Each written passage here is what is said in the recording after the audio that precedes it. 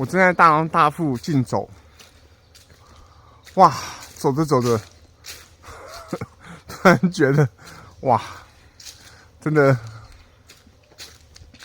大王豆腐真的好大哦！走在里面，我觉得我好平静，好喜悦。你知道吗？我们人这一生都在被我们的自己的习性、自己的业力所掌控的啊！要消磨业力最快的方式呢，就是大量的劳动，就是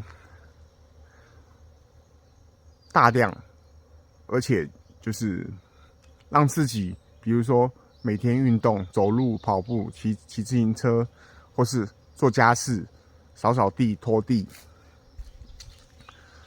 每天大量的劳动呢，它就能够去消磨我们的业力。当这个业力被消磨而松动的时候，你就会感受到你不再是一个被控制的，不再是一种被自己的习性跟业力所控制，而是你是真正的自由，你是真正的平静，你是真正的喜悦啊！这样走走的真的好舒服。